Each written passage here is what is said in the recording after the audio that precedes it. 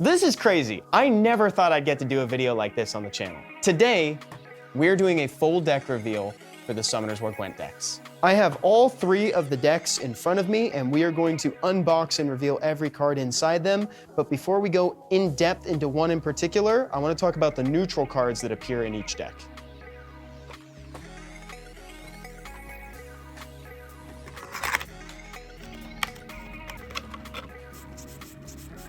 The first cycle of neutral cards that we're going to talk about are the Ancient Guardians, as well as the Goddess Emeria. If you've been playing Summoners Gwent, you're already pretty familiar with what these cards do. Each one of these is relegated to a different section of the battlefield: melee, ranged, and support. All cards of that type are going to have their attack power set to 1. Then, if you'd like to remove something like that, you have the Goddess Emeria that will remove all harmful effects from all battlefields. So if something's been put there and it's harming your cards and you're not the one that put it there, you can get rid of it using this card. Then there's the Ancient Guardian of Alunia. This is a win con for a lot of people, myself included. You get to select a portion of the battlefield and double the attack power of everything in it. It's fabulous. It's broken. And next, we've got all of the neutral monsters that appear in each one of the decks. In general, these will just help support your strategy and help fill out your deck to reach that 20 card count. Also, if you're interested in playing Summoners War Gwent on a Summoners War playmat, you can visit the Come To Us online store to pick one up for yourself. I'll have it linked down in the description just in case you want to take a look. Next, we've got the Witcher collaboration characters.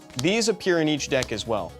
And that, of course, includes Geralt, Triss, Yennefer, and Ciri, as well as the bosses, the Fiend, the Griffin, and the Leshen. All of the Witcher collaboration characters carry the same effect. They can't be destroyed or revived. Probably for the best because they have a suspiciously high attack power. And then the bosses will destroy the card with the highest attack power in their section of the battlefield, but on the opponent's side. Okay, so those are the neutral cards that appear across all 3 of the decks. Now we are going to go into the unique, specific cards for each one. Let's start with Durand. The Durand deck really wants to overwhelm its opponent with multiple skills. So that means you're going to be using team-up effects and also graveyard recursion to maintain your advantage. Here are all of the unique cards that make up Durand's deck.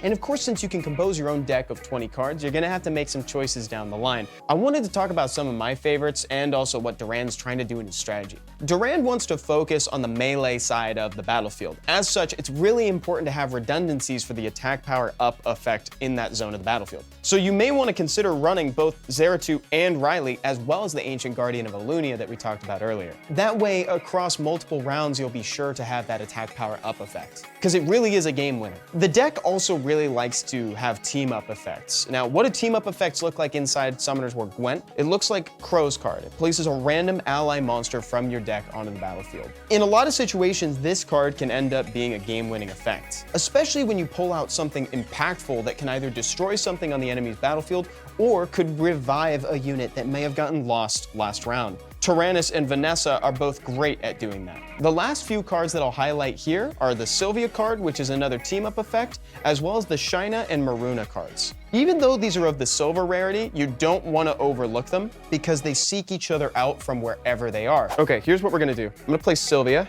That's gonna trigger, get me a monster jug, I'm gonna get or you you can whack reveal. melee. I don't run whack. Oh my God! Man, I should have cut. Let's go! I should have cut. That's what I'm talking about. You can also use cards like Rahul to bring a card back from the battlefield to your hand. Since there's a lot of valuable effects like Tyrannus and Vanessa bringing a card back once it's been defeated, you may want to double down on that. So Rahul will let you return one of those to your hand so you can keep doing that. The last thing that we need to highlight are the leader abilities. The first 2 that I wanted to highlight are the effects that will search up Ancient Guardians from your deck. One will shut down the support battlefield, and the other will shut down the melee battlefield. So depending on how you built your deck, you can look up the opposite effect accordingly. You can also return all cards from your graveyard to their decks with Restart. You can apply that attack power up effect, so if you didn't want to necessarily run the Guardian of Alunia, Zeratul, or Riley, you could take those out and instead opt for the Hymn of the Battlefield to have 1 guaranteed. Though redundancy with this effect is always good. And then lastly, my personal favorite, the Master of Summoning. That will draw 1 melee card from your deck into play. This, of course, can cascade into other cards. So, for instance, you could pull out a Crow, who would then pull out a Shina, who would then find Maruna, or you could find your Tyrannus to dig a card out of your graveyard. The sky's the limit. Next, we're moving on to Lycana. The Lycana deck really wants to outsmart its opponents with tactics. And what that looks like in-game is deciding which battlefields you want to commit to, and it allows you to refresh your hand by drawing more cards. Here are all of the unique cards within the Lycana deck. Now, where the Lycana deck really strives is versatility and improv. You'll notice a lot of cards in this deck have the effect that allows them to be placed on either the melee or ranged battlefield. For instance, Tian Lang, Masha, or even Lexi.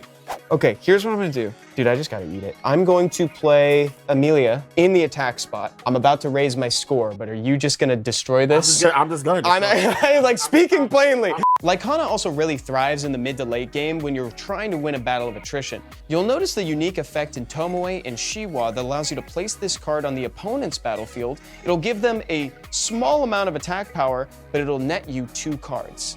So if you know that the remaining card quality in your deck is really high, you can trade a negligible amount of attack power for your opponent for a huge upside for yourself. Having card advantage when it comes down to the second or even worst case third round is huge in a game like Gwent. And it's great getting to choose whether you want to focus on the melee battlefield or the ranged battlefield on the fly. Like, that's awesome. Duran doesn't get to decide that on the fly. He has to figure that out before he gets in the game, when he's back at home building his deck. And of course, we've got the leader skills for Lycana. The first one we'll talk about is Sharp Arrow. This one applies attack power up to your ranged battlefield. In your main deck, you've got Nikki who can apply this effect to the ranged battlefield, and you also have Colleen who can give it to the melee battlefield. So like we talked about before, being able to have a second iteration of this ability that you can rely on in that leader skill zone throughout the game is just impeccable. Then we also have Tactical Lead. This one will check 3 cards from your opponent's hand. So this effect might seem a little bit less bombastic than some of the other ones, but that information can sometimes be crucial. If you're leaning towards the end of a round and you want to know if it's safe to pass, you can do that with this ability. Then we have 2 destroy effects, one for melee, one for support. And lastly, if you just need to draw a card, you can have that. This is great for getting your engine going late when you're falling a little bit behind. And finally, the Reina deck, which really wants to control the enemy's battlefield using a lot of destroy effects.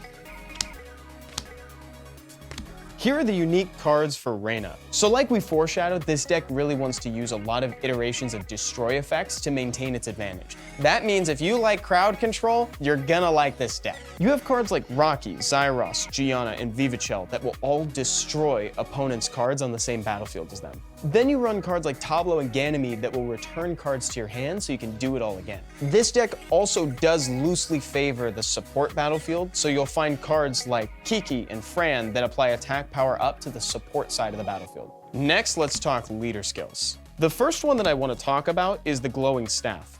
This is another iteration of attack power up that you can rely on in the leader skill zone. Then you have 2 different graveyard recursion effects, one for yourself and one for both players. You also have one that'll cleanse all harmful effects from the battlefield. And lastly, my personal favorite, you can discard a card from your hand to search for any card in your deck. Notably, this is the only instance of this effect that gives you a choice. Every other time we see an effect that digs a card out of your deck, it's completely random. So that's definitely Reina's specialty, and there's a little bit of chaos thrown in there with some of the other abilities. So there we go, that's all 3 of the Summoners War Gwent decks fully revealed. And if you want one of these for yourself, you're gonna wanna stay tuned to our social media pages because we're gonna be doing some giveaways. Let me know which one of these decks you love the most, and if you have a favorite strategy within them, I'd also love to read about that in a comment. See y'all next time. Bye-bye.